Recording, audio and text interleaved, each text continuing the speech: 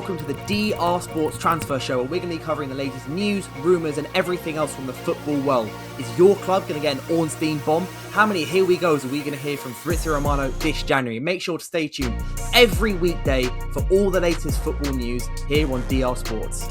And we've got news coming on Crystal Palace, West Ham, Bournemouth, Man City transfer news as well as Man City injury news. But there is only one place we can really start, is that Enzo Maresca was sacked by Chelsea on New Year's Day. There's a genuine possibility here that Enzo Maresca might have been the first person sacked in any job across the world. But we obviously, Enzo Maresca is no longer the new Chelsea manager. And it looks like, above everything, Liam Rosenior, or as my timeline has said, Matisse Armani, is the leading candidate to become on the shortlist to become the new Chelsea manager.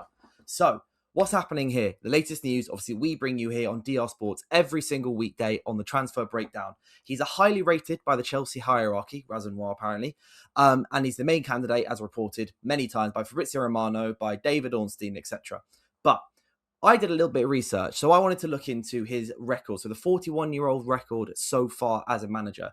Derby County, 12 games, 7 wins, 2 draws, and 3 losses. That's a 58% win rate. Then at Hull City, he managed 78 games. That's 27 wins, 23 losses, and 28 draws, with a 34% win rate.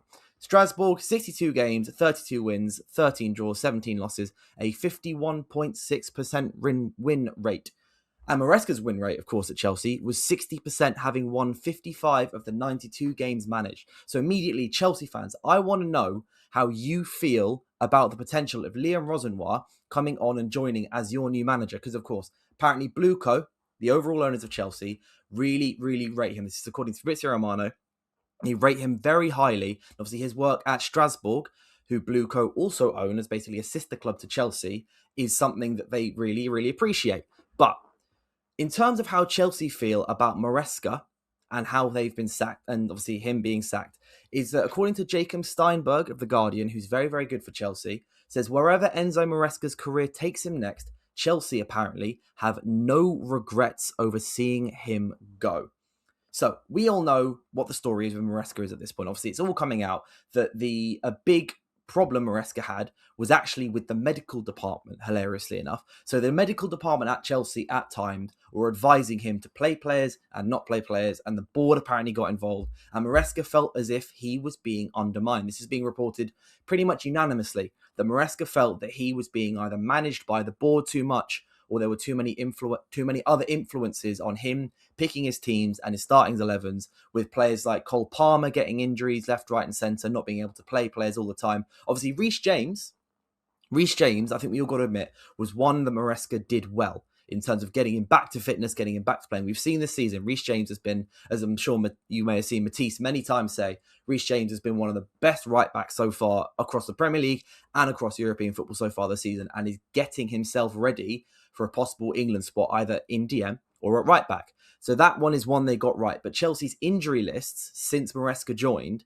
for whatever reason, obviously have at points been quite long. And Maresca seemed to feel that the best way to put it, the interruptions around his team selection was too much for him to handle. The relationships broke down and Maresca went. So obviously there's a lot more to do with Maresca that surrounding Chelsea and everything as well, that we're going to be seeing in the next few weeks, potentially, because obviously there's been links between him and Man City. So what David Ornstein said late last month, at the beginning of this month, actually, what David Ornstein said was that Maresca informed Chelsea on multiple occasions that he had spoken directly to Man City about being a possible replacement for Pep Guardiola. So according to David Ornstein, as per Maresca's contract at Chelsea, he had to inform them anytime any talks were held with any other club. Obviously, Maresca, his come up before Leicester and Chelsea was Pep Guardiola's assistant at Manchester City, just like Mikel Arteta was before going to Arsenal.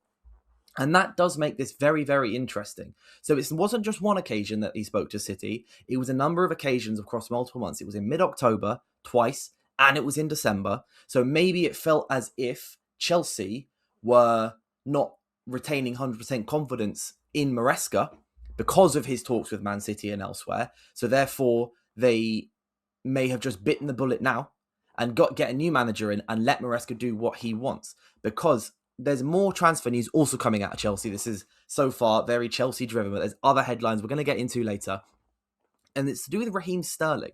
So West Ham, obviously, they West Ham are in big need of reinforcements, right? They need new attackers, they need new midfielders, they need new defenders. They brought back Fabianski after letting him go because they felt like a goalkeeper department wasn't good enough. But according to ex-West Ham employee on Twitter, who is a very good in the know, by the way, I would let you know that ex-West Ham employee for West Ham news, West Ham fans will know, is that West Ham are currently in talks over a loan move for Raheem Sterling. So obviously, we all know Raheem Sterling was left out of the Chelsea squad by Enzo Maresca. He's not featured all season. We've seen the training photos of, late night training on Instagram alongside Axel Disasi, and apparently West Ham are in talks over a loan move. But Ben Jacobs then added to this, and he said he's confirmed that Sterling is only seeking a permanent exit in January, and he's not open to any sort of loan unless it includes an obligation to buy. Now, when Chelsea signed Sterling for around 40 million a few years ago from City, I'll admit, even I thought, I sat there and I applauded. I was like, that is a good transfer. Obviously, end of the day, it's not worked out. But what could be quite interesting is maybe if Rosenior were to come in, Sterling could find himself back in the Chelsea squad, because everyone pretty much now has a fresh start. Obviously, I think Maresca, from the Instagram posts you've seen from Chelsea fans, it seems like Maresca was quite well liked around the dressing room, around the ground, etc., etc. But Sterling obviously wasn't, and Disasi maybe not. So potentially, Sterling and Disasi, they could either decide, no, we're done with this, we're going, new chapter and everything. But with this new manager, whoever it may be, obviously likely Rosenior, coming in January, and it's due to be announced, by the way, in the next couple of days. So not in time for the City game. So according to basically everything, Callum McFarlane is going to be taking Chelsea's game against Man City, which could be interesting, but we'll just see. We'll see how they play. Maybe it'll be the same as Maresca's style. Maybe it'll be different. Maybe it'll be, maybe it's a bit of a new manager bounce for Chelsea, which after City drew against Sunderland yesterday on Thursday evening, that could be good news for Arsenal. Who knows? But effectively, maybe Sterling could see Chelsea and the Chelsea now as a potential route back into the first team. So I don't see why he wouldn't be involved. Or he could say, no, this is chapters done. I want to go and start new. And West Ham could be a good move for him. But admittedly, it might be the first time that Sterling is involved in a relegation battle, because obviously he spent a lot of his career at City, at Liverpool, on loan at Arsenal, obviously at Chelsea. But it could be a new adventure for him. But that isn't everything that's happening in the football world, of course, because Fabrizio Romano yesterday gave the here we go, his first Premier League, here we go, I believe, of the January transfer window, of Brennan Johnson to Crystal Palace for just shy of £35 million. Now, I'm Welsh. I quite like Brennan Johnson. He's a good ball striker. He's got an eye for goal. But Abby, when I filmed Live at 5 with her, hasn't been the biggest fan of Brennan Johnson. He did score what probably is the most significant goal in Spurs' history in the last 20 years in the Europa League final against Manchester United. But ultimately, with Kulusevski hopefully coming back from injury for Spurs soon, James Maddison in his ACL recovery, maybe it's just time for Brennan Johnson to go. He got that move from Nottingham Forest to Spurs for, I believe it was about £45 million. That was his big move, and he's not necessarily kicked on at Spurs in the way they would have hoped. So a 35 million move to Crystal Palace, which, by the way, is now their new club record signing, taking over from Benteke when they signed Benteke for about 32 million from Liverpool. I can't remember which summer that was, but he's their new record signing, and it's a transfer that they desperately need. If you've watched Crystal Palace this season, you'll see they're creating chances, but they're not scoring goals. Mateta is not quite having the same season that he has previously. Obviously, Mateta did score against Fulham yesterday, but Mateta's not having the right season that he's had before. Sarr is having injuries in and out the squad. Munoz, who's been one of their best goal threats, is out for 4 or 5 weeks, the right wing back with an injury. So bringing Brennan Johnson in, who is a right-sided threat, and when Munoz comes back, that could be a very, very dangerous duo for Glasner.